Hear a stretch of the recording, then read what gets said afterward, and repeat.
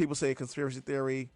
It's because of him talking. They said he wanted to be part of a certain elite group of people.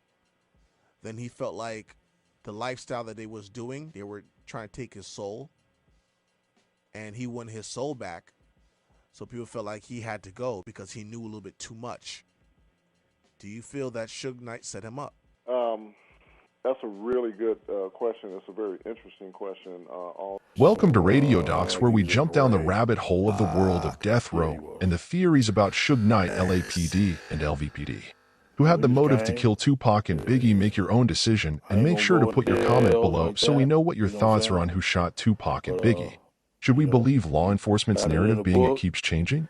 Can we trust them? Think of it this way, they called the case unsolved when all along they allegedly had the proffer deal with Keefe D, who was a childhood friend of Suge Knight. In the book, another things is Tupac was worth $100 million, and that threatened the lifestyle. The CEO of Death Row Records, rumor has it Tupac was jumping ship. He was done with his end of the contract and was looking to start his own record label. It is hard to understand what truly happened. One thing is true, in both cases the shootings were done the same way, and in the end Biggie and Tupac's security detail was mysteriously removed. Something just isn't right.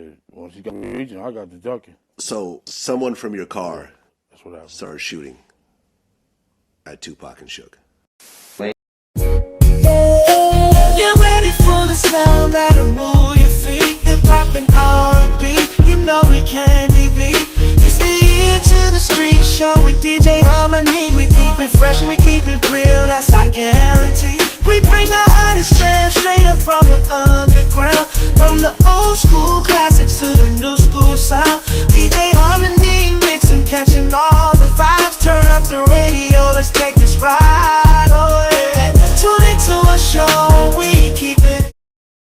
Cracks in the death row empire. Is Tupac Shakur jumping ship? The ground beneath Death Row Records, the West Coast's hip-hop throne, seems to be cracking. Whispers of discontent, louder each day, paint a picture of a kingdom in turmoil, with its crown jewel, Tupac Shakur, contemplating a daring escape. Suge Knight, the label's hulking CEO, has built Death Row into a gold-plated monument to gangsta rap. Tupac, with his raw lyrics and streetwise swagger, became its poster boy, their symbiotic bond propelling them to stratospheric heights. But with each platinum record and sold-out show, the rumors grow louder. Tupac is ready to ditch Death Row. The evidence is circumstantial but compelling. Tupac's public pronouncements reek of dissatisfaction. In recent interviews, his once effusive praise for Suge has morphed into thinly veiled critiques. He speaks of creative control, of yearning for artistic freedom, a far cry from the death row machine that churns out gangsta anthems. Did you see them? Do you have anything to say to them at all? Nah, but even if we saw them, we are businessmen. We are not animals. It's not like we're gonna see them and rush them and jump on them. If they see us and they want drama, we're gonna definitely bring it like only Death Row could bring it. But we here as business. There's no dream of making an album with Biggie and Puffy or none of them. We're not sweating it like that. This is our we family. We peacefully coexist right now because we all cool. Everybody's here. They sell records. We sell records. Well, I guess you could call that selling records. What they do. We sell.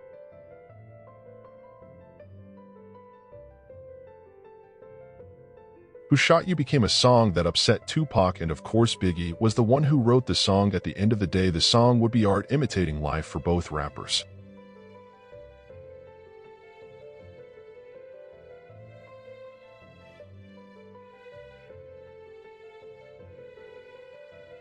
Apparently, is now frightened for his life. We wondered if this document had anything to do with it. After a concert at Universal Studios, Snoop Dogg was attacked, kicked, and punched by people working for Death Row. When asked by one of the deputies if he knew who had killed Tupac Shakur, Snoop said it was the man sitting next to Tupac. When asked if he meant Suge Knight, Snoop replied affirmatively. Suge Knight's prisoners come back, giving us permission to film. But I'm having problems with Death Row, who I'm having to negotiate with to interview Suge Knight. I'm dealing with this man. And when you add everything up, what other reason could there be? The reason being is because you do not want to expose to the public that Los Angeles police officers were involved in the conspiracy to kill Biggie Smalls. You remember that too? He came after the other guy was there who had some other ideas, and he mysteriously left his planet. Then they put him in charge. You mean Russel Poole? Yeah. But But that's neither. We can get to that, but we don't have to. I have no faith in his credibility. Ray K. Yeah. When it came out, I solved the Tupac Shakur Biggie murders or something. So yeah, really ridiculous. So you think that most of what's been going on is basically it's all part of the same plan. A part of the show, yeah. Or people trying to muddy the waters. I'm trying to gain fame. Look how many shows he's been on since then. Everybody's trying to statue onto his star for whatever reason. But look, when they say it, you someone come up with them, they get on YouTube, they get a book deal, they do this, they do that, they become someone to talk about. And their small intricate part with my son is so redundant, stupid. But they ride with it like it's to say, like they did something, like they're with someone. But they're not. They just intertwined with Pac, and that was it. That was it. It had a great effect just really focusing us when we were making the film. Around this one-room shack and no food on the table. It's a letter about Biggie and Tupac's friendship.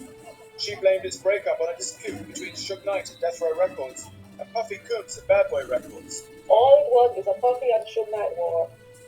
Suge Knight, for some reason, had a friend or a cousin or a nephew that shot down in Atlanta, Georgia. He blamed Puffy and held break loose. So if that's the case, Puffy, Suge Knight solved your damn problem. Terrible. Security was big time when Suge was there. Suge came walking out with little bandage on his head. He was on a bed, like a little bandage on his head, like he was fucked up, like he had been shot in the head. And with a piece of glass from the bullet ricocheting off of the gunshot. Entry to the car. And he got just a little thing. His whole security was up there. Reggie was up there. All the security guards. His mother, his father. When I got up there the next day, I didn't see him for 3 days. Suge Knight. And the security was gone? Hell yeah, 2 guys was outside the door. And I think they worked for Suge Knight. They worked security. They was asking me every time I came out, did he say anything? How can he say he got the thing in his mouth? I didn't know what they were talking about. They want to know, did he identify whoever it was? Because obviously these 2 guys know what Suge Knight knows. They were part of his deep. Why wouldn't we move into a more secure area? The Las Vegas police wouldn't even come on. They tried to get them to come. They went skating for somebody. They had squad cars, people inside like crazy, protecting them. Greatest rapper in the world you can. Saved by the pager.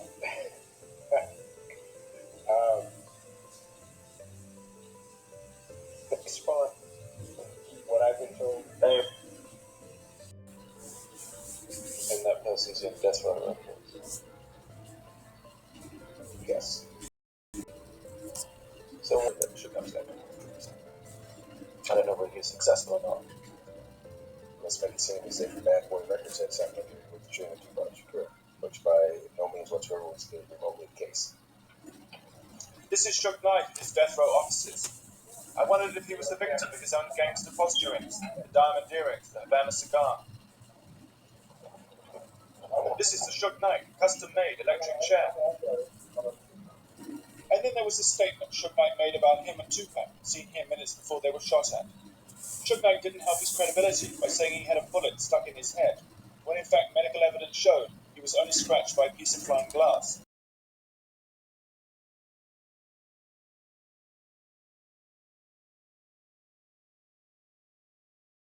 They really got funny people. In fact, a lot of people that talk about Tupac have never met him. I know. Then the things they say, I heard people say, he spoke to me in the fucking hospital room. Nigga, was there every day. He couldn't speak. He was in the Deuce coma. He had his shit down his throat. He had to be a fucking ventriloquist to speak to me. Ridiculous. But you hear these stories. Everybody's got something to say. I went to see him. My only family went to see him. Technically. What was the situation involving the security in Las Vegas? Terrible. Security was big time when Suge was there. Suge came walking out with little bandage on his head. He was on a bed, like a little bandage on his head, like he was fucked up, like he had been shot in the head. And with a piece of glass from the bullet ricocheting off of the gunshot. Entry to the car. And he got just a little thing. His whole security was up there. Reggie was up there. All the security guards. His mother, his father.